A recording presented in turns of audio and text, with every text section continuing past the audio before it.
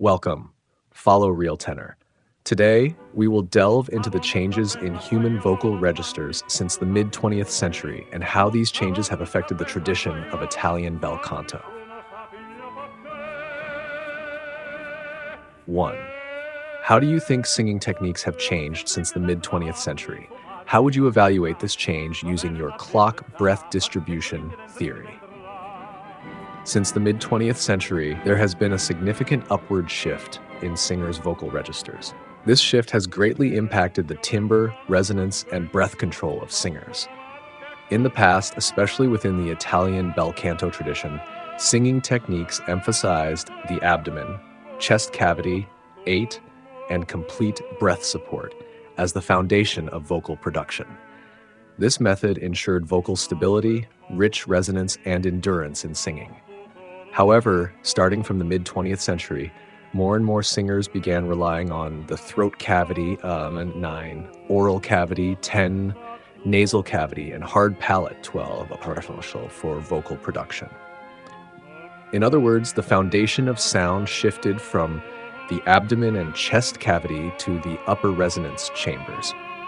As a result, the voice became lighter, the lower register became unstable, and high notes tended to be tense and strained, lacking the round, continuous resonance characteristic of Italian bel canto. The root cause of this change lies in the shift in vocal pedagogy, advancements in stage and microphone technology, and changes in cultural aesthetics. Many modern vocal instructors neglect foundational breath training and instead focus on vocal ease, which has led to a loss of resonance and support. Number 2. Interviewer, what effects does this upward shift have on the voice? The effects are significant and mostly negative. First, vocal stability declines. Since resonance is no longer anchored in the abdomen and chest cavity, many singers' lower registers have become thin and weak, lacking the necessary depth and richness. The core of Italian bel canto lies in breath depth, yet many modern singers' voices merely float in the throat and nasal cavities. Second, high notes become more tense. Great singers of the past, such as Caruso and Delmonico, achieved their high notes through natural ascent with abdominal breath support without straining the throat. However, modern singers, due to insufficient breath support, are forced to push their throats to reach high notes. This results in vocal tension and a noticeable sense of strain. Finally, harmonics and overtones diminish. The brilliance of Italian bel canto stems from the combined resonance of the chest and head cavities. However, modern singers, due to limited resonance areas, fail to produce the rich, full-bodied sound of the past. Many contemporary singers' voices sound thin, lacking depth and the golden timbre of earlier generations. Interviewer, why did these changes occur? Follow RealTenor. There are several reasons for these changes. 1. Changes in vocal pedagogy. Modern vocal teaching increasingly emphasizes ease in singing. However, many teachers misunderstand the concept of ease. They instruct students to reduce breath support, believing that sound should flow out naturally.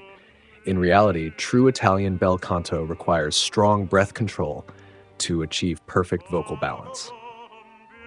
Number 2. Advancements in microphone technology and changes in theater acoustics. In the early 20th century, singers had to rely solely on their voices to fill an entire theater, necessitating powerful breath support. However, with the development of microphone technology, singers no longer need such powerful projection. They can sing with much smaller voices, leading to a decline in abdominal and chest resonance. 3. Cultural and aesthetic shifts. Modern musical aesthetics favor lighter and brighter voices rather than the thicker and deeper tones of the past. This has influenced vocal instruction, leading younger singers to pursue a brighter sound while neglecting true support and resonance.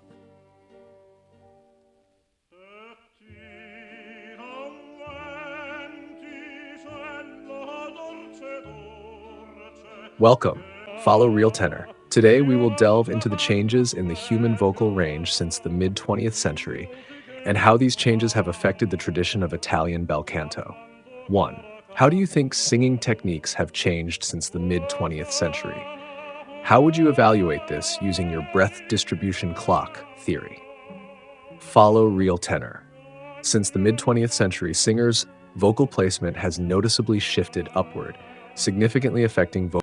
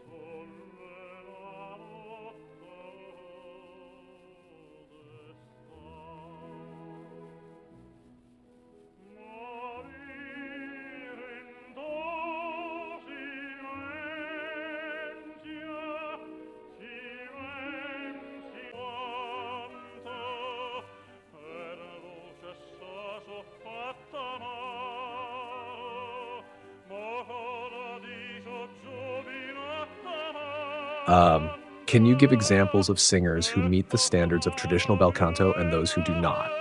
Follow real tenor. Of course. Let's first look at the singers who meet the standards of traditional bel canto. His voice was solid and relied entirely on abdominal breath support, maintaining consistent resonance across all vocal registers. Mario Del Monaco, he emphasized chest resonance, and his voice was full of explosive power. Although his voice declined in later years, his fundamental resonance and breath control remained strong. Richard Tucker. His voice had great projection, capable of filling an entire theater. On the other hand, modern singers who do not meet the standards of traditional bel canto include, though technically brilliant, his resonance is focused on the oral cavity, nasal cavity, and forehead.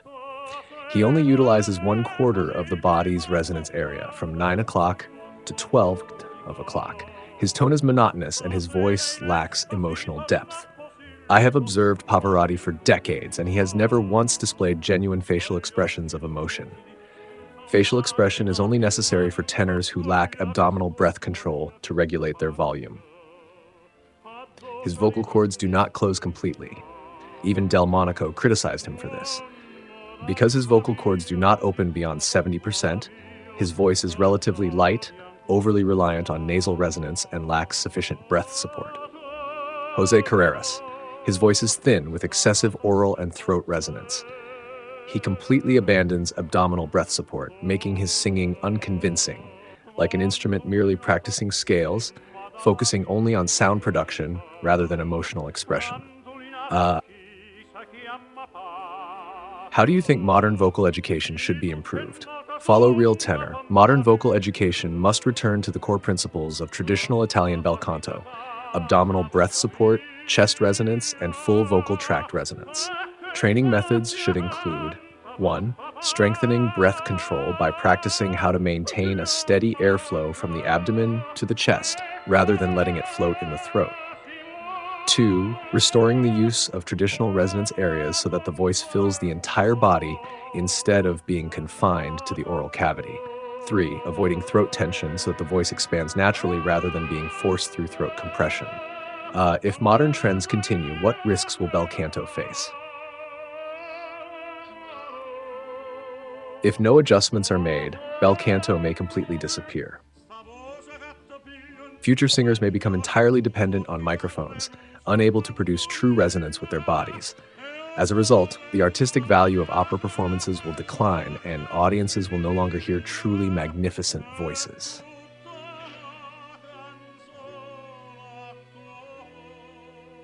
You mentioned that changes in modern vocal education have caused many singers to deviate from traditional Italian bel canto techniques. Specifically, what shifts have occurred in modern vocal education? Uh,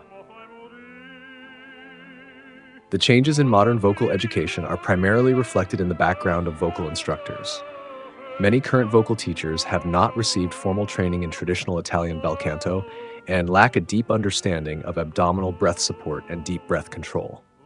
As a direct consequence, modern vocal training places less emphasis on abdominal support and breath management. Many students are taught vocal techniques that are limited to the throat, nasal cavity, or oral cavity, upper resonance areas, while neglecting the deeper support from the abdomen and chest.